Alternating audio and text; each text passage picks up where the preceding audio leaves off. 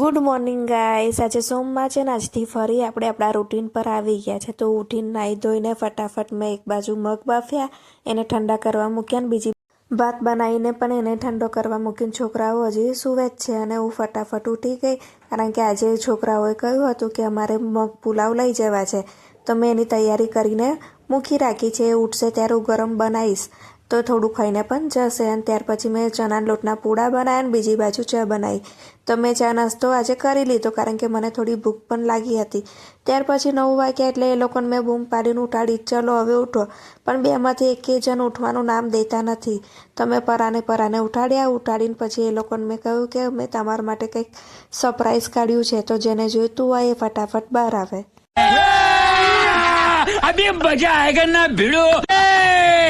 સરપ્રાઈઝની વાત આવતાની સાથે જ મન કે લાઈ થોડી ઘણી મજાક મસ્તી કરી અને પછી મેં એ લોકોને વેફર બિસ્કિટના પેકેટ रुको जरा, सबर करो, बोला धक्का मुक्की नहीं करने का, आराम से लेने का। हाँ પરી ક્રિશિવ માટે ચોકલેટી વેફર બિસ્કિટનું પેકેટ હતી। તો એ વહી કહેવા માંડી કે ક્રિશિવ સૂવે છે ત્યાં સુધી લાવ્યું એનું પેકેટ અહીંયા લાવીને મૂકી દઉં, અને હું ત્યાં ચા પીઉં છું ને તો ત્યાં સાચવી રાખીશ એવું કરીને લઈ ગઈ। ત્યાર પછી મેં ફટાફટ તેલ મૂકીને ડુંગળી નાખીને શેકી ગયા પછી એમાં આદુ મરચાં લસણની પેસ્ટ નાખી, અને બીજી બાજુ એક ડીશમાં ક્વોન્ટિટી પ્રમાણે ભાત કાઢી લીધો કે ટિફિનમાં કેટલો ભરી જવાનો છે। ત્યાર પછી ડુંગળી શેકાઈ ગઈ એટલે બધા રૂટીન મસાલા નાખ્યા, તેની અંદર મેં મગ નાખીને બધો મસાલો હલાવીને પછી છેલ્લે મેં ભાત નાખીને હલાવીને પછી મીઠું નાખીને એ લોકોને મેં ટેસ્ટ કરાયો કે જુઓ તો બરાબર છે કે નહીં બરાબર, તો કે ના મમ્મી બરાબર છે એમ કહીને પછી મેં ઠંડા કરવા મૂક્યા અને થોડા ડીશમાં મગ પુલાવ કાઢીને એ લોકોને તૈયાર કરીને આપી દીધા। તે લોકોએ ચા નાસ્તો કર્યો અને સાથે થોડા મગ પુલાવ પણ ખાઈ લીધા। સ્કૂલમાં જવાનો સમય થયો એટલે બંને જણે કહ્યું કે મારે મઝા પીવી છે। તે લોકોએ મઝા પીધી ને પરીએ ગ્લાસ ના આપ્યો તો ક્રિશિવે બોટલથી જ પી લીધું, અને પછી સ્કૂલે જવાનો સમય થયો એટલે અમે લોકો નીકળી ગયા સ્કૂલે જવા માટે। તો રસ્તામાં અમે અટવાઈ ગયા। સ્કૂલમાં જવાનું આજે ઘણું મોડું થઈ ગયું હતું અને ફાટક પણ બંધ થઈ ગઈ હતી, તો અમારે વેટ કરીને ત્યાં જ ઊભું રહેવું પડ્યું। પછી ટ્રેન આવી તો ક્રિશિવ કે મમ્મી આપણે આજ ટ્રેનમાં ખંભાત જઈએ છીએ ને? મેં કહ્યું હા, કાલે જવાનું હતું પણ જો મેર પડ્યો નહીં એટલે ટ્રેન રિસાઈને આપણાથી દૂર ચાલી ગઈ। ફાટક ખુલી એટલે મેં ફટાફટ એક્ટિવા ચલાવ્યું અને ત્યાર પછી પરીને મૂકવા આવી ગઈ। તો પરીની સ્કૂલમાં બેલ પડી ગયો હતો, પછી થોડી વાર બેઠી, પછી હું ક્રિશિવને પણ મૂકવા ગઈ તો એની સ્કૂલ બાજુ પણ બેલ પડી ગયો હતો, તો એને ડોટ મૂકીને અંદર જતો રહ્યો। અંદર ગયો એટલે પછી હું ઘરે આવતી રહી।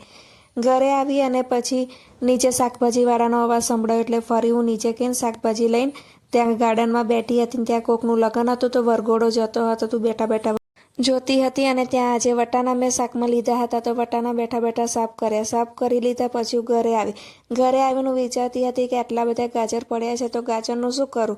પહેલાં તો મેં વિચાર્યું કે એનું અથાણું નાખી દઉં, પછી મેં કહ્યું ના, આટલા બધા ગાજર છે ને તો એનો આજે ગાજરનો હલવો બનાવું। તો ગાજર બધા કાઢીને ધોઈ નાખ્યા, ધોઈને એને કોરા પાડીને પછી એનું કટિંગ કરી નાખ્યું, કારણ કે મારે એ ગાજર છીનવાના હતા નહીં, મારે ફક્ત એને સીટી મારીને ગાજરનો હલવો બનાવવાનો હતો। એટલે મેં ફટાફટ એના ટુકડા કરીને કુકરમાં નાખ્યા અને પછી થોડું દૂધ નાખ્યું। દૂધ નાખીને મેં 3 સીટી આવવા દીધી। 3 સીટી આવી અને ત્યાં ઠંડુ થતું હતું, તો એ ગાજર ઠંડા થતા હતા ત્યાં સુધી મેં વિચાર્યું લાવ્યું બીજું કામ પણ કરું। એમ પણ મારે ડબ્બામાં ચટણી પતી ગઈ હતી, તો લસણ લઈને બેઠી, તો ઘણું બધું લસણ લઈને બેઠી હતી, 250 ગ્રામ જેટલું લસણ લઈને બેઠી, અને મેં ફટાફટ એ સાફ કરી દીધું।